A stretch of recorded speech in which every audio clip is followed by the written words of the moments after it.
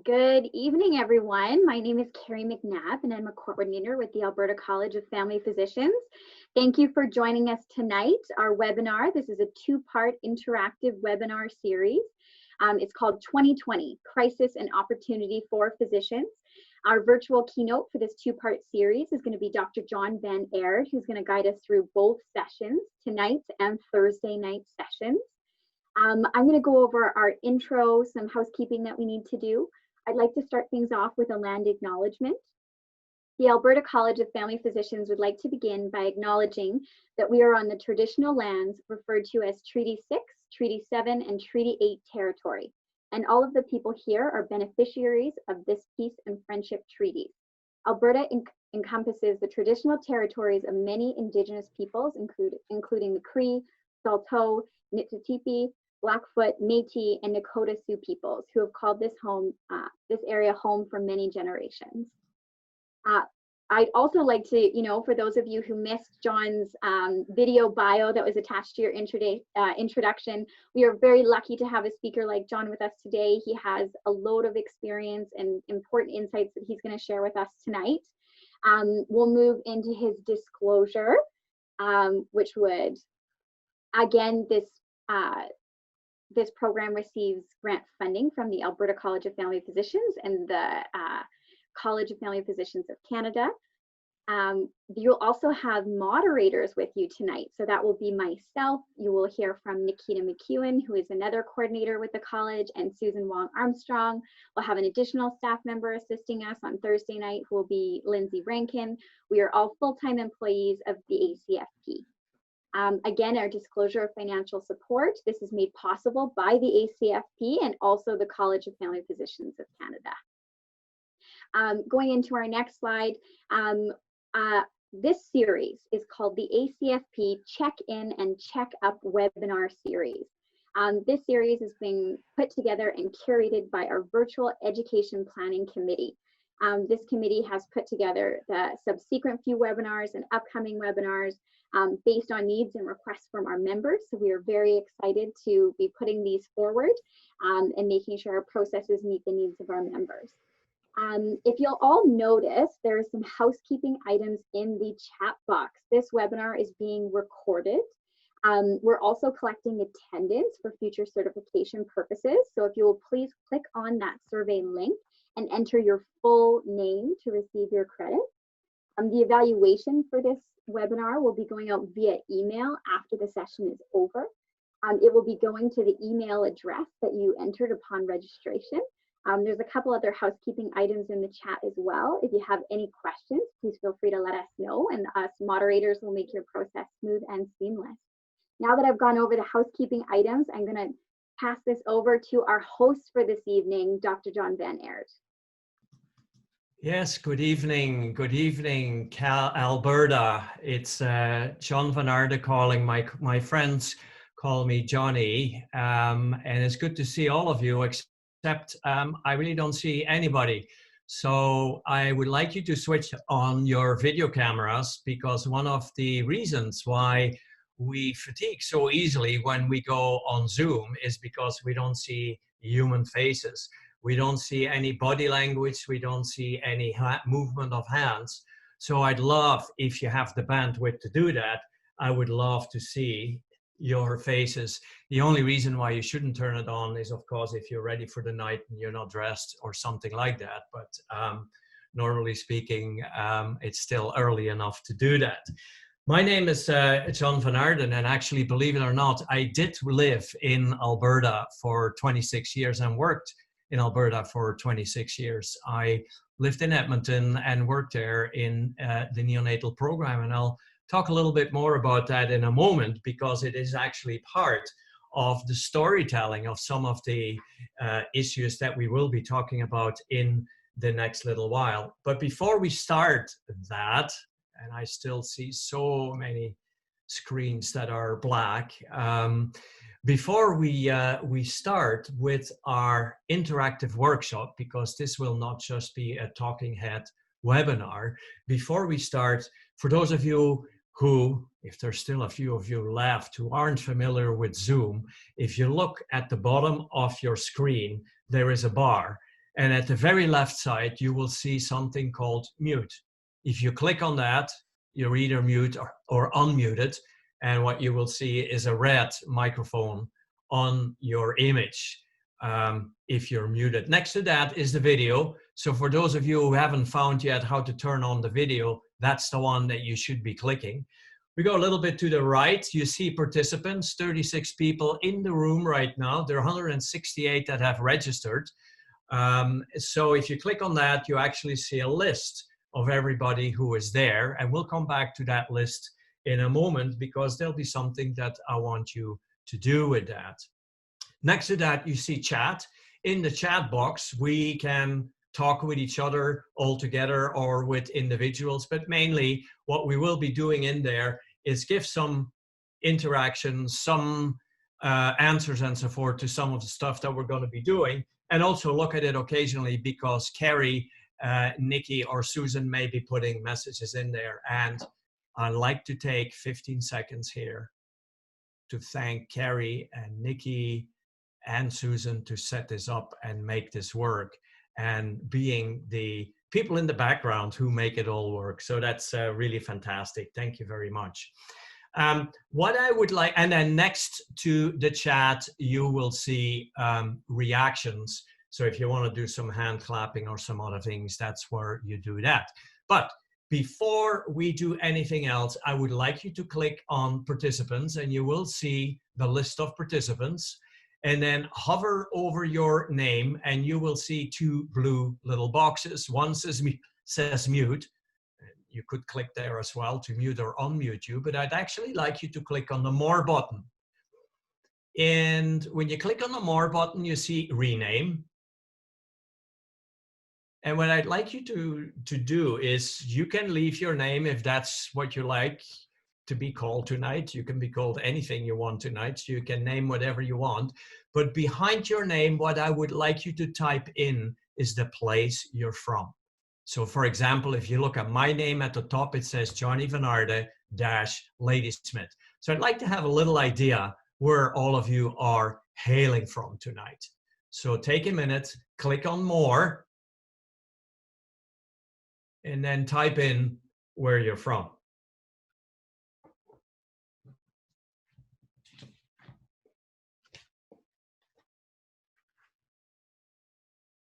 I see Calgary, I see Calgary. I see a lot of Calgary, I see some Edmonton. People are still typing. I see Calgary, Spruce Grove, Okotoks, nice in the south, just below Calgary, right? What else do we see tonight?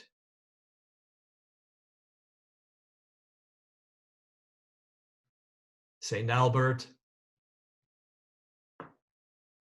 Click on more, type in where you're from. So many people from the large cities, Edmonton and Calgary. I don't see a Red Deer tonight. I see a Grand Prairie, a Sundre. Excellent. All right. I'll keep monitoring, but we have people from all over the province. That's absolutely great. Another thing that we need tonight is this. Can you all hold up that you brought something to write? If you don't have anything to write, now is the time to go and get it. I see those people who have their video on, I see their pens. I guess lots of people don't have bandwidth or no cameras. And it would be nice if you turn on your camera so we see everybody. All right. One last thing, in the chat box, what I would like you to do, so the chat box is not the participants box, it's the chat box right next to it. If you look at your bar at the bottom, you see chat. What I'd like you to do is type in one word. I always start my meetings like this for 25 years now. I would, no matter what the meeting is, whether it's a workshop, a committee meeting, whatever it is. So please go to the chat box and write in one word, or if you really can't do it in one, two is okay too. How are you feeling tonight at 7 o'clock in the evening? You can answer with every word except fine, because fine is just like hello in the olden days. So how are you? You are intrigued, great, tired, of course you are. Great, expectant, overwhelmed, tired, exhausted. Oh, I'll have work to do. Optimistic, tired, lots of tired. I know the feeling. Interested, okay, wonderful. All right. Very good. And I see another person from Grand Prairie just entering. People from all over the province. Fantastic. Ladies and gentlemen, I'm going to screen share for a moment now. So if you give me a second, I am going to show you what we're going to talk about in the next 2 days. Can I have a thumb up from a couple of people if you can see my screen? I see a thumb up. I see several thumbs up. We're ready to go. Fantastic. So here are basically the 5 items that we're going to talk about in the next 2 days, today and Thursday. 5 ways to thrive in a crisis so that we see opportunities as well. And I'm going to put it in the context of some concepts in a moment. But the 5 ways are, first of all, the perspective that we have on a certain situation. The second one is acceptance and influence on a situation. And that's what we're going to be covering today. On Thursday, we'll be talking on purpose, we'll be talking on belonging, and we'll also talk about energy. And it will integrate very nicely along this particular framework. Your college has accepted LEADS as a framework around which to develop skills for us to function in the health system. And LEADS actually is a Canadian leadership program. I mean, it says leadership program, but I mean, it is, as you will see in a moment, very applicable throughout the health system. And LEADS stands for 5 different domains. The first one, L, stands for lead self. The E stands for engage others. The A stands for achieve results. The D stands for develop coalitions. And the S stands for systems transformation. And what the 2 days are going to be covering is the L of lead self and how that connects with the systems transformation, because that, of course, is some of the issues that are going on right now in the health system throughout Canada, in Alberta, but everywhere else as well. And by the way, I apologize if I sometimes look down while I'm writing, but I can't hold up my iPad as I'm writing and taking notes. So I will look at the screen as much as I can, as much as possible. I want to draw a little diagram, and I want to draw a little diagram to put in perspective what is going on in our world right now as it pertains not just to COVID and the pandemic, but in general, what's going on in the world and how the next couple of days are going to fit into that. Imagine for a moment here that you have 2 dimensions on this diagram. Vertically, you have the rate of change, and horizontally, you have time. The rate that humanity can adapt is linear. The rate with which the world is changing right now looks more like this. And one of the concerns right now is that the rate of speed of the world change and everything that's going on around us is starting to exceed our capacity to adapt as humans. And so if you look at this particular space here,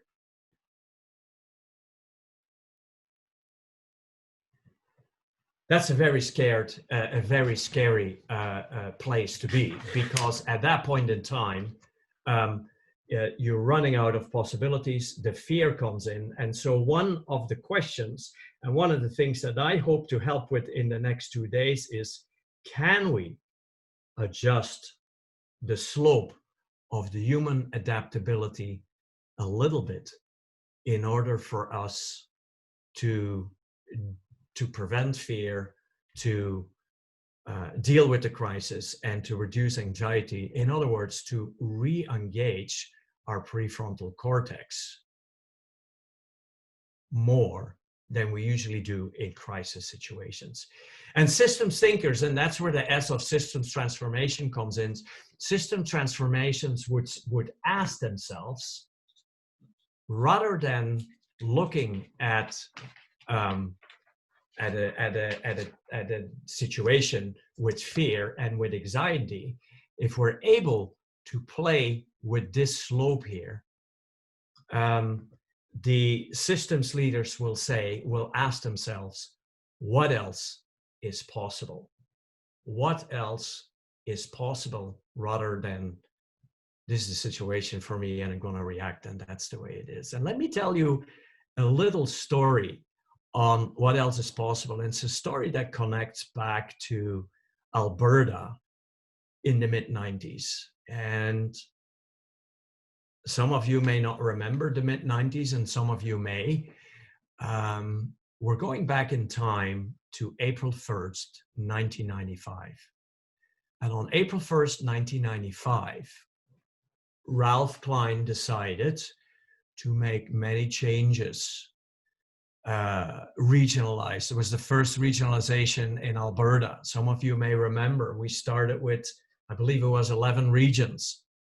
And then we reorganized and reorganized and reorganized up until about 2009, and then kind of stabilized as one province.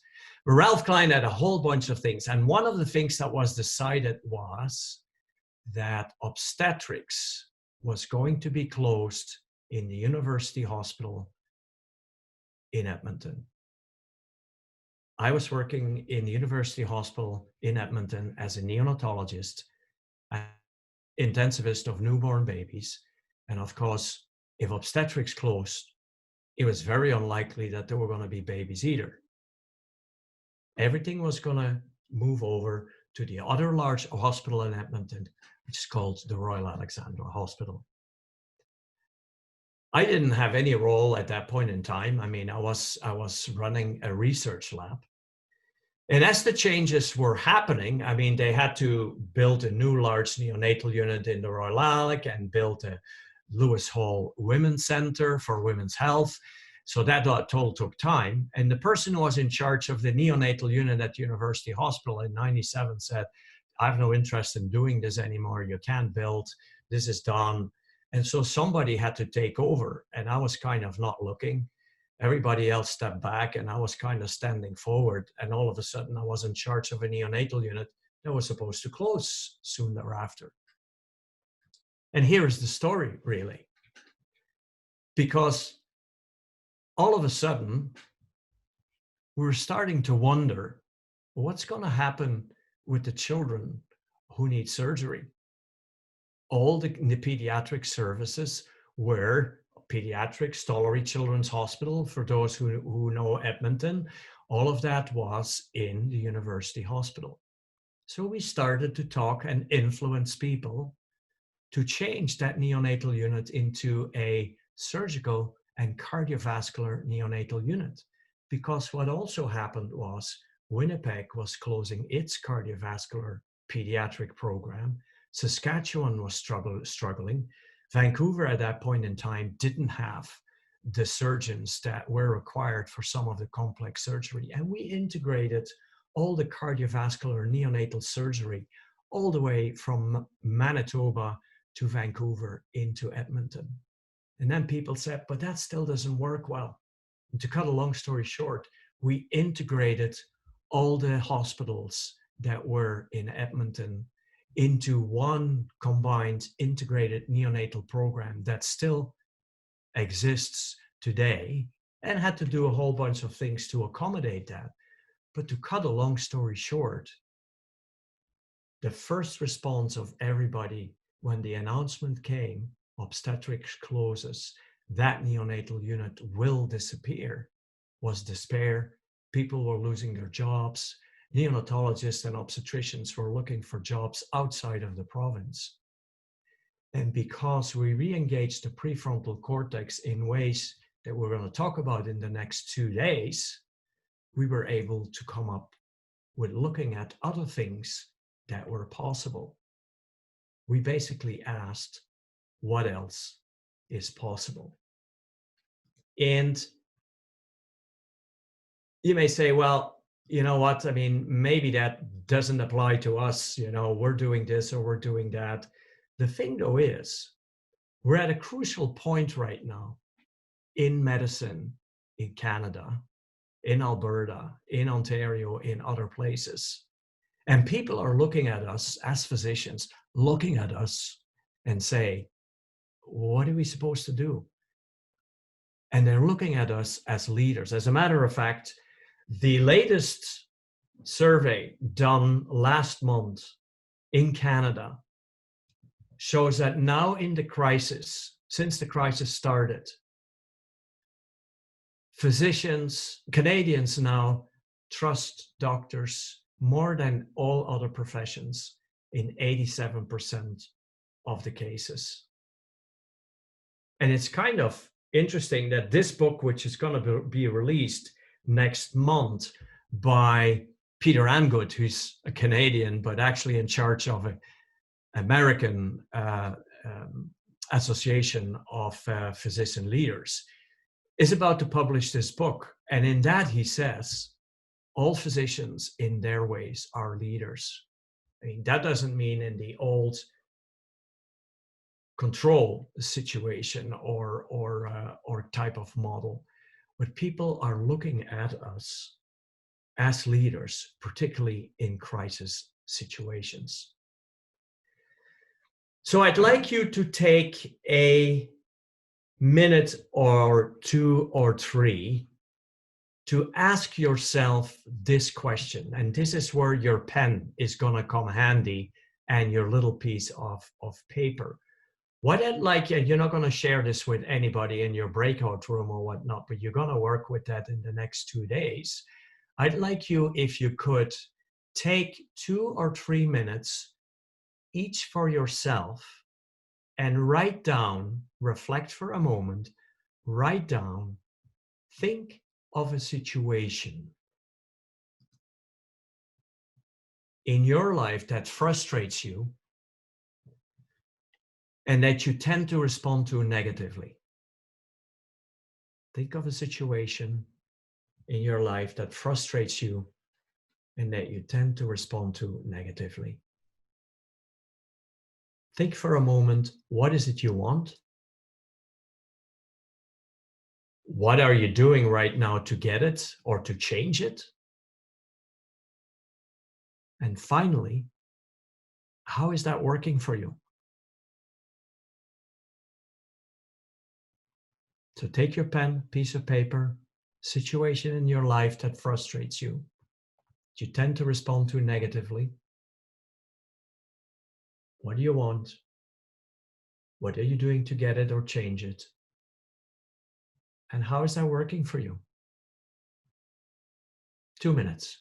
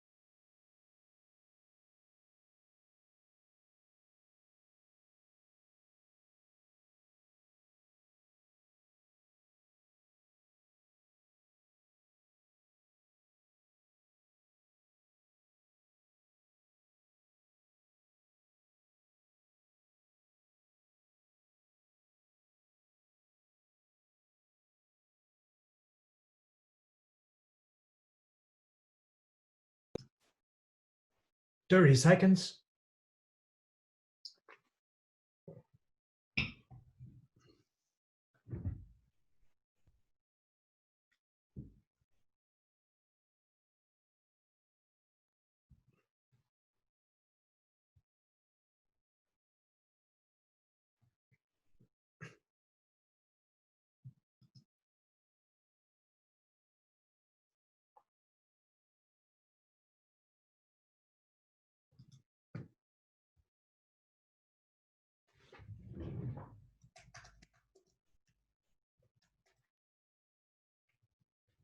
All right, super. I'm going to hand the screen over for a moment to Nikki now, and Nikki is going to put up a anonymous 30-second poll. And the poll is very simple. The poll is going to ask, there it is, in the context of what you just wrote down, a situation in your life that frustrates you and you're trying to do things and whatever else, can we just have a show of hands, by answering the poll, how is that working for you? And we'll give you 20 seconds.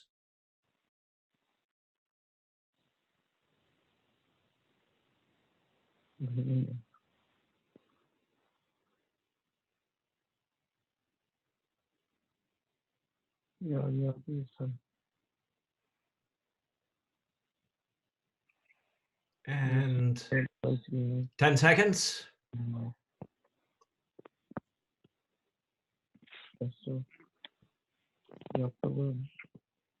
All right, Nikki, you can show the results now. And there we are. Most of the people are not doing too badly. It's moving slowly, maybe, not sure. 1 in 4 says not so well, actually. A little bit 1 in 4 poorly or very poorly, and a few people are doing okay. So thank you, Nikki, for that. And maybe you can put up the slide. So let's see, is there a way that we can, by Thursday evening, that we can try and move everybody up at least 1 notch? A couple of people that will move into okay, maybe a few okays to very well. And let's see whether we can, move that up a little bit. Ladies and gentlemen, if you still see the shared results of the poll on your screen and you want to get rid of them, just click on the little cross, on the little X, and it will disappear. So here is one way, one particular frame of mind that we use particularly in crisis situations. There is an external stimulus, and our behavior or our language or what we're saying are very reactive, and it's very deterministic in a way that it is determined by our environment, by our feelings, by what's going on around us in the environment. Some people will say, oh, well, that's just the way I am because that's how my whole family has been. So they blame their genetics. Or other ones will say, you know what, it's my upbringing. My dad was always this or that. So a kind of a psychological background. And other people say, I just have a bad boss. And, that's the way I react to it. When we look at the next slide, Nikki, though, what we see is that there is another possibility. And actually, Viktor Frankl came up. Nikki, we go back one, hey? Viktor Frankl fought kind of against his boss, Freud, when he came up with this model. Viktor Frankl, as you know, was a Jewish psychiatrist who survived the concentration camps. And what he said was, there is actually a space between whatever the stimulus is on one side and our response in either what we say or a response in behavior. And he says, we have the freedom to choose. And as animals, we're unique as humans because we're the only animals with true self-awareness and self-management, which is part of the Ellen lead self that I said in the introduction of the leads framework. We have the freedom to choose. And what is very important is the response-ability. What that means is we have the ability as humans, through the freedom to choose, we have the ability to choose our response to the outside conditions and the outside stimuli. As a matter of fact, there was another philosopher whose name I forget right now, and what he said was that our response to a bad situation is sometimes worse than the situation itself. That's kind of what that represents. And then you will see that the paradigm that was deterministic in the previous slide, when we don't have that space between stimulus and response, this paradigm is generative. And why is it generative? Because it allows for creativity and it allows to create opportunities. As a matter of fact, our response in this space is usually guided by our values and by our purpose. We function within our values and within our purpose.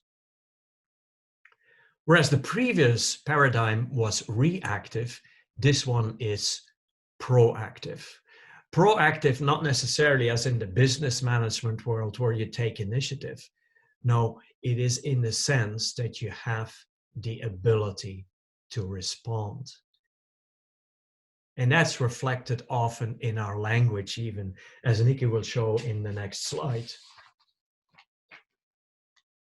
A reactive, and it's kind of a vicious circle because our language maintains a certain paradigm and the paradigm maintains the language.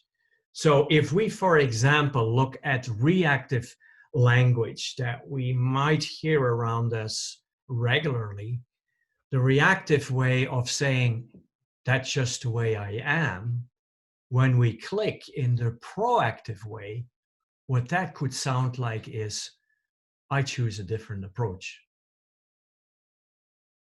Or if we hear somebody say, he makes me mad, if we click, another way that we could say that is, I control my own feelings. I'm curious why he behaves that way. And actually, as physicians, that's something we regularly do and we see or should do and do. When we see a colleague is under distress, a patient who is under distress, we don't say this or this person makes me mad. We say, I wonder why this person is in distress and generating these or these feelings or what's going on. There is nothing I can do is another type of deterministic way of saying things. But in the proactive way, it would sound, Nikki, it would sound, what else is possible? Let's look at alternatives. When we hear they won't allow that, our Ralph Klein didn't allow to do anything with that old neonatal unit. One could also say, I can't create a good case. Or how else can we look at it? And so where the reactive language goes more into what's wrong, the proactive language talks more about, in the green letters that are going to show up, Nikki, what can we do about it? What's working? Now you would say, okay, I mean, I don't know why this is important. This language shows up as our inner voice in our own head over and over again. I mean, that voice that we try to ignore and that's louder than we want it to be, but it's also the language that our outer voice may use, and that then influences other people, as we will see in the second section of this workshop. So the reactive proactive paradigm, which basically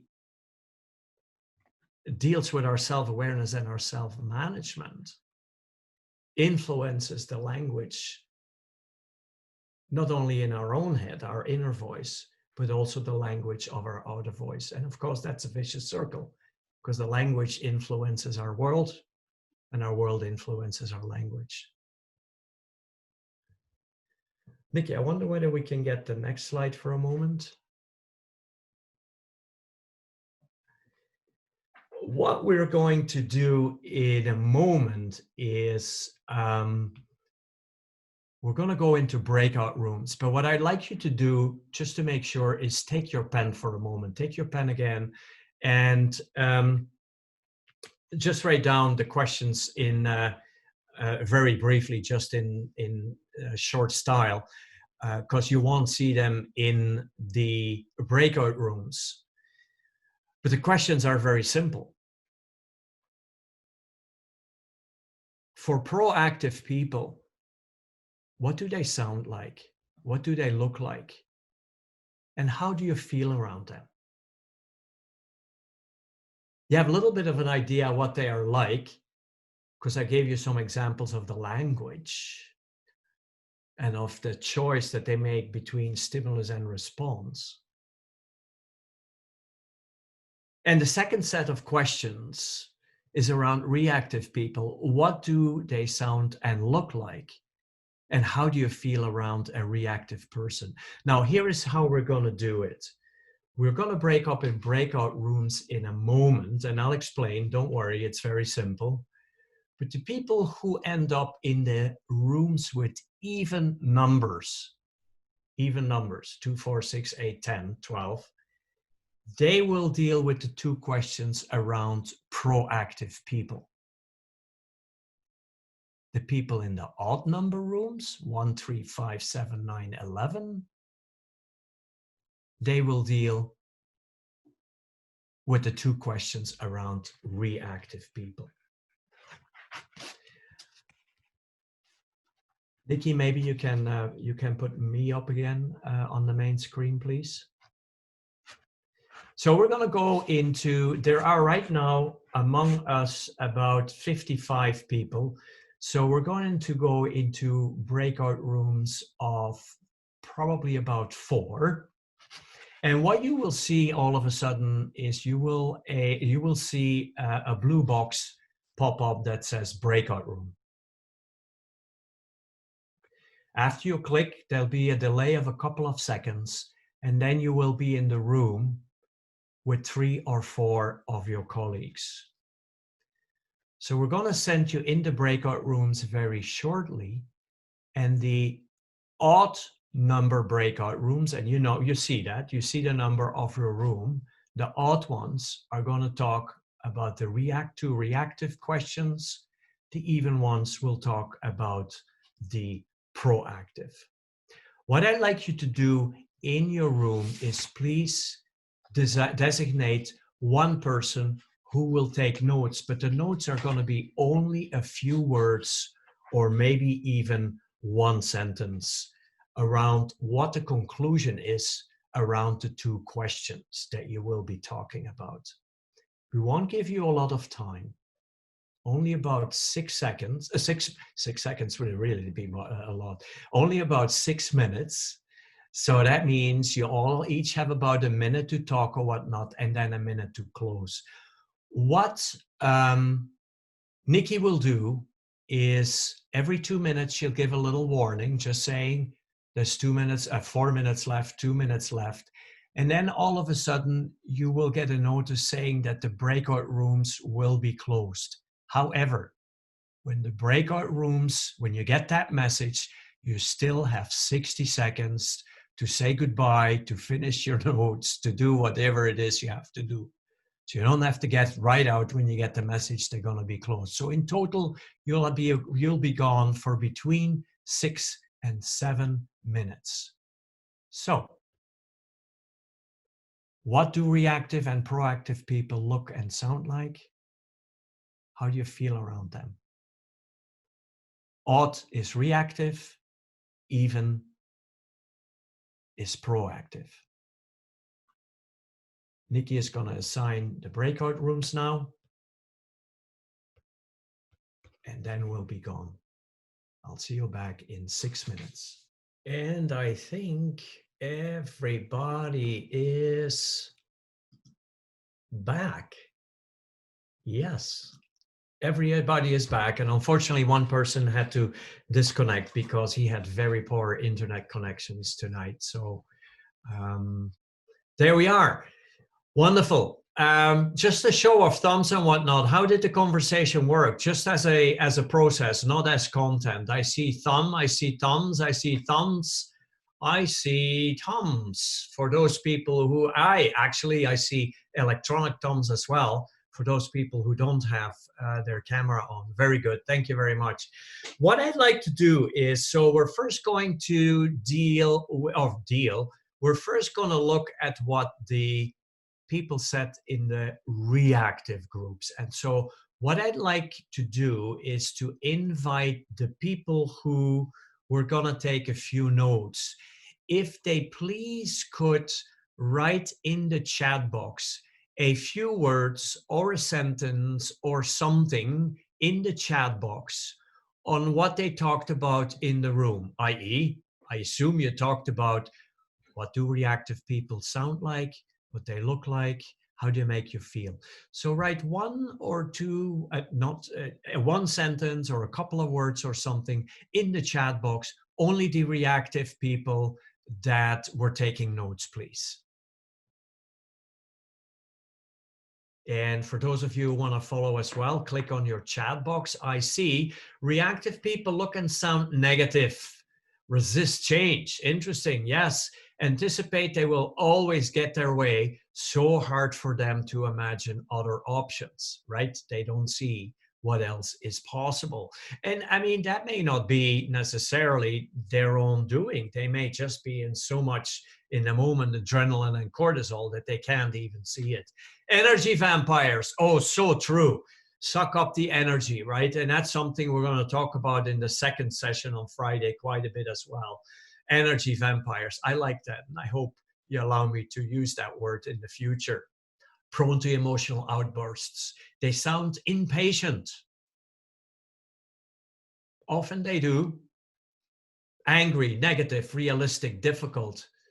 Frown, cold, distracted, task-based and concrete. They make us feel frustrated.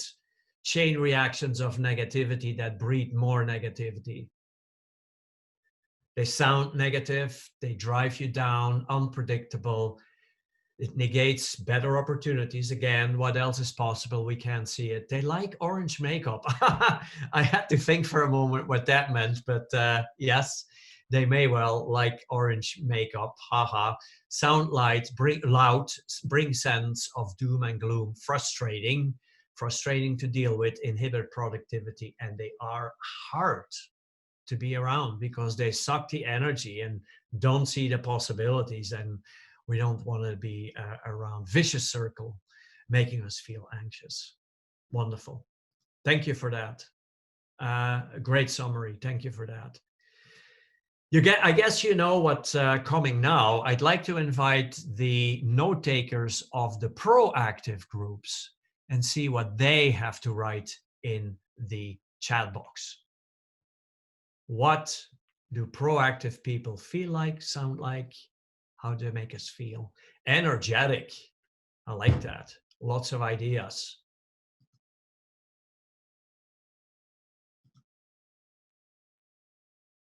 Sound positive. Innovative. Innovative and creativity cannot occur if your prefrontal cortex isn't engaged.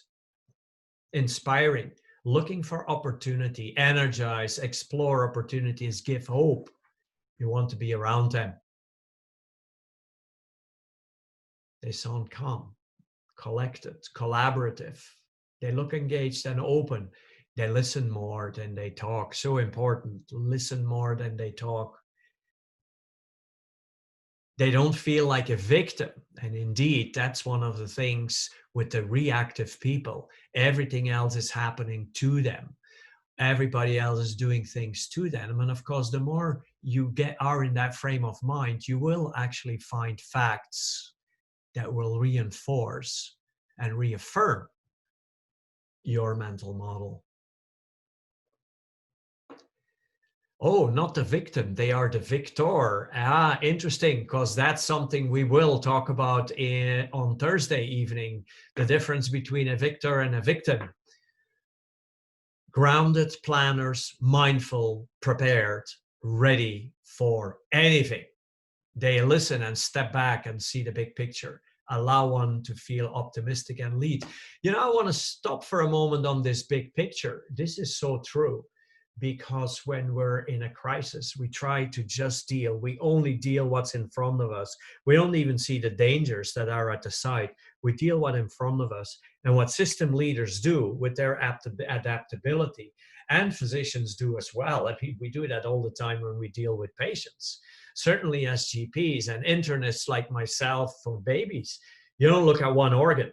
You zoom out and you look at the connections and you look at the big picture, as Kathy shared with us a moment ago. Manipulative, they manipulate the situation in a good way. Okay, I understand. All right. So let's look for a moment. Let's keep in mind what we just did. We're not jumping to the next thing. Keep in mind what we just talked about, because it's going to come back, and add another frame or an other model that will now help us actually to zoom out a little bit and start seeing some connections. And Nikki, I'd be grateful if you can put up the next slide with the 3 circles, please.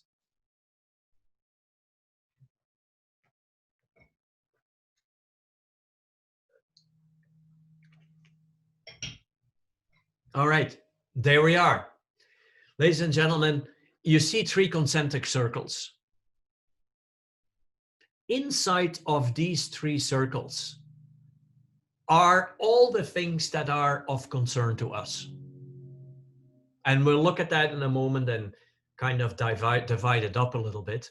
Everything outside of the circle, as you can see here, everything out of the circle is of no concern. Quite frankly, unless you have shares in tractors or something, we have no concern how many tractors China is producing right now. No concern. Then when we look at the 3 circles, there are 3 concentric circles. The middle one is under our control, under our direct control. That's our own behavior. And behavior in this particular sense is not just what people see in our movements and in our body language and what we're doing in our actions. Language and the words we're using is also some form of behavior. So we have direct control over our behavior, our language, our words. And we'll dig a little bit deeper on that in a moment. Keep in mind, we talked a moment ago about the language we use for our inner voice. Our inner voice would be part of this middle circle.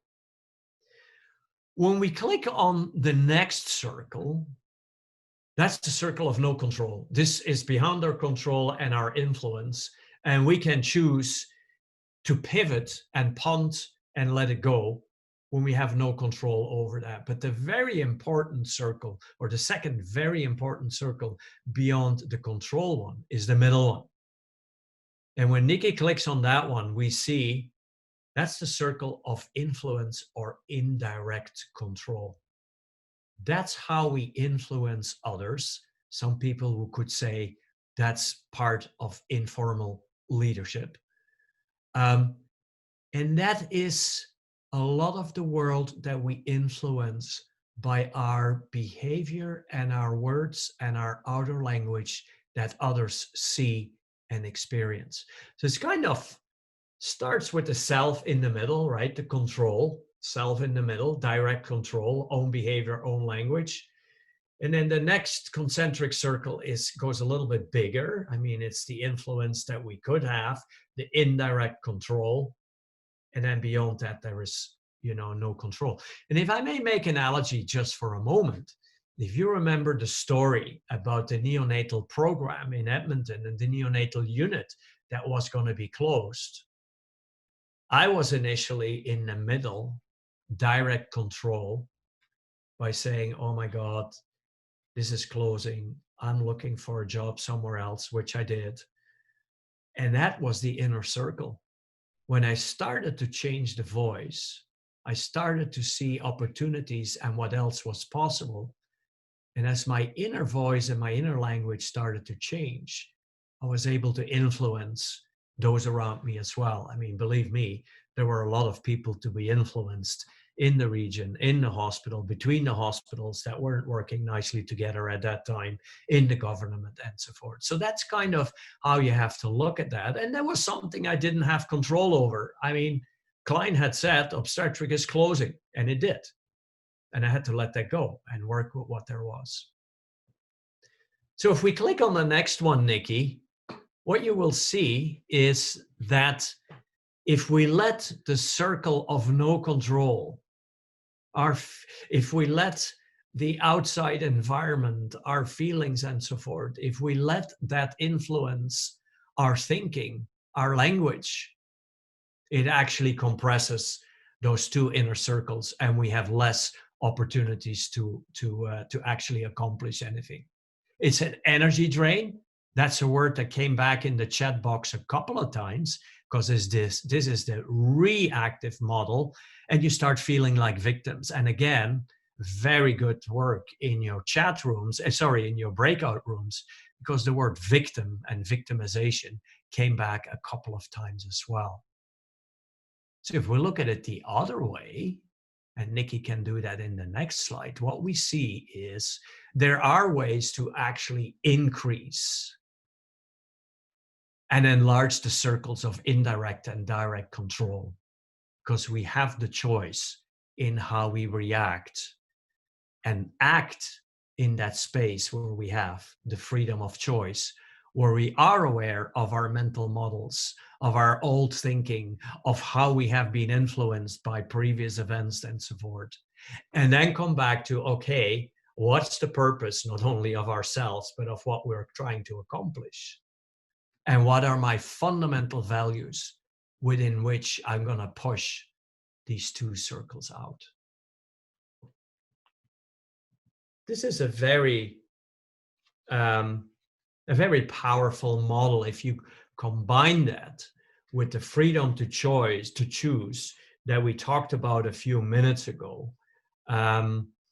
This allows you to see a lot of the possibilities, and what it allows you as well is to go from the self and the way that you're thinking and see how you can influence the system around you.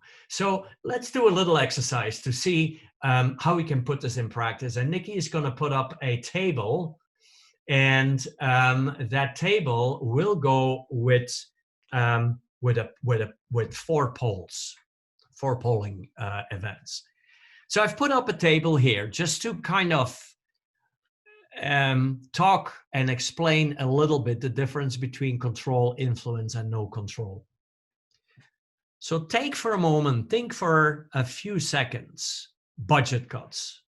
You hear the word budget cuts. Budget cuts in your environment, in your hospital, in your region, budget cuts. Does that fall under the circle of control? Does it fall under the circle of influence? Or does it fall under the circle of no control? So if you can put up the poll for that, Nikki, please.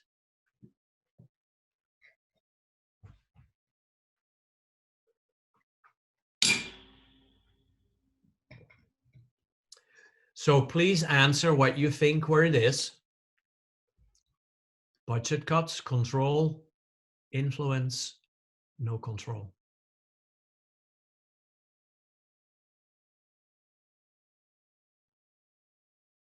Another 5 seconds.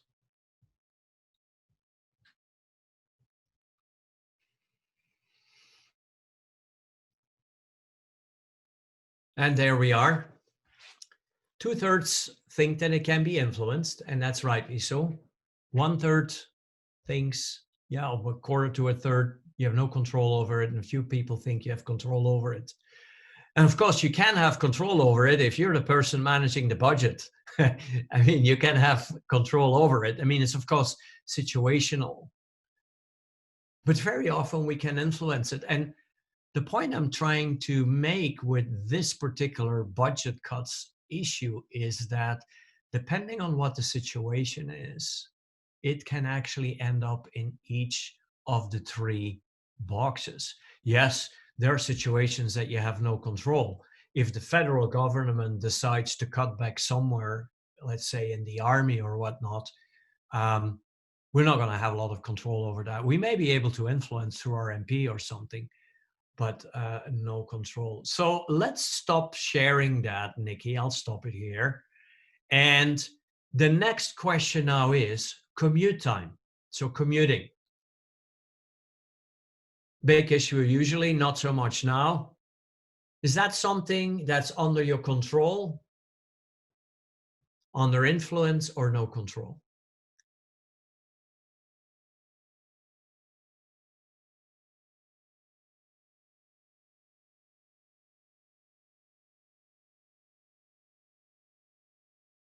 But half says under your control, half says you can influence it, and some say you have no control over it.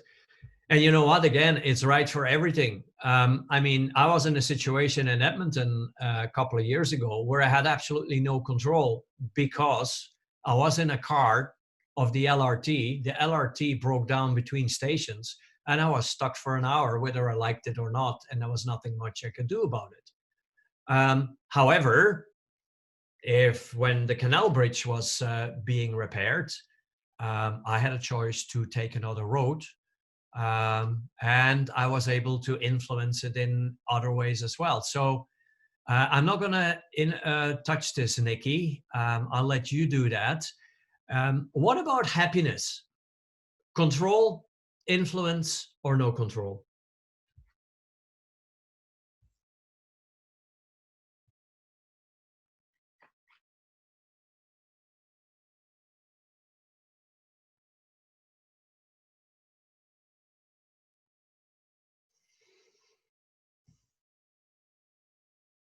Most of the people say control. 1/3 says influence. 2% says no control. Happiness is the inner circle. And most of the time is going to be under our control. We decide how we feel. The last one, a delayed flight. And that's a tricky one. I want you to take 30 seconds to think about that one. Delayed flight, control, influence, or no control. And by the way, I don't know whether you noticed, whereas the very first question at the beginning of the workshop only allowed one answer, this one lets you answer several questions, give several answers. So delayed flight, control, influence, or no control. Oh, look at that. So many people must have flown Air Canada. No control. Oh my gosh. Before the pandemic started, I was a frequent flyer, very frequent flyer. I can tell you stories, but I won't. And for the longest time, I would have said no control as well, as 84% of you said. But I'll tell you a little story. I was living in Edmonton and I had to teach at UVic. And there was no direct, well, there was only one a day, but I was connecting through Vancouver. And the flight from Vancouver to Victoria I was sitting on the plane, and then there was mechanical failure, so they go back to the gate. And so there is no next flight now until 3 hours later, which means that would have been an hour into the course I was giving that day. So I was like very nervous because I couldn't get to Victoria and I'm stuck in Vancouver. And the man says, it's okay, I'm going to call people by name and so forth. And of course, my name starts with a V, so I'm the last one being called. And so whatever seats may have been available as an alternative weren't available. And then there is a man who sits there, and I start talking with him, and he says, I noticed you're nervous. And I said, yeah, I have a flight that, I had to go. I have a course that I have to give. And, I'm not going to make it. And he said, you know what? I usually need to be somewhere on time at the right time, but today it doesn't matter. You take my seat. And so just by having a conversation and by not having barked at the poor guy at the front desk, which would have made a bad impression on the environment, and people would have said, well, that's not a friendly guy. We're not going to help him out. I ended up actually still attending my course, started 11 minutes late, but I still make it. So even though it sounds there is no control, with some of our behavior and thinking and whatnot, we can still influence some of the outcome. So if I could have my face again, Nikki, that'd be great, please. We're coming to the end. I mean, one of my golden rules is I never go over time. There's nothing more upsetting for people than tend to go over time. What I'd like to spend the last 6 minutes on is, first of all, saying there is a space that divides the reactivity into a little space where, when using our self-awareness and our self-management, we have the freedom to choose. And the freedom to choose then allows us to think, what circle am I in? How can I enlarge my influence circle or my control circle? And what is in the outer circle that is influencing my thinking, so that I don't see the possibilities that are actually there. So I'd like to ask you, going back an hour ago, I asked you to think about something in your life that was frustrating and that you are thinking negatively to. And then I asked, what can you, or I ask you now, what can you not control and influence? And what can you control and influence? How can you expand your inner circles of control and influence? And are there signs that you are in the outer circle? And how do you move into the inner circles? So I'd actually like you to take your pen, because that's your little bit of homework for the next 48 hours. Won't take you a lot of time, but I'd like you to think and write down these questions in the context of the case that you identified an hour ago. What can you control and influence? What can you not control and influence? That's the first question. What can you do in your first two inner circles? What can you not do in your outer circle? The next question is, how can you expand your two inner circles as it relates to what you identified an hour ago? How can you expand your two inner circles?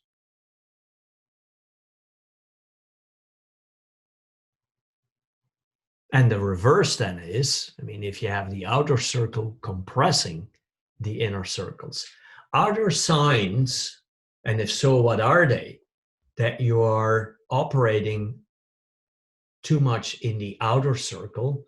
And how can you move back into the inner two circles of control and influence? What do you need to do in order to move as much as possible out of the outer circle into the two inner circles? 3 questions for you to think about in the next 48 hours. And we have more time to reflect than we think. There are showers. There are little coffee breaks. There's always 2 or 3 minutes somewhere. If there's any questions or anything you want to share in this chat box, I'd be happy to answer it.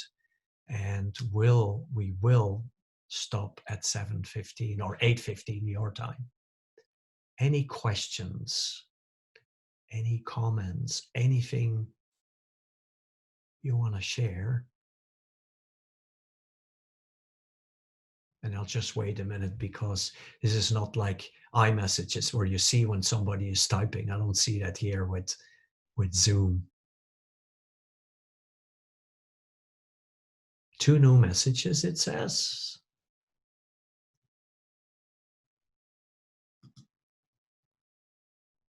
Thank you. Great. All right. Wonderful. Ladies and gentlemen, have a fantastic evening. Oh, okay, thank you. Oh, everybody, these are not questions, they are compliments. Thank you so much. I'm very grateful. If you are somebody who is not scared of a glass of wine, I wish you have a nice glass of wine tonight. For those of you who don't, they're very healthy teas as well. Have a great evening, sleep well, and I'll see you in 2 days. Thank you very much.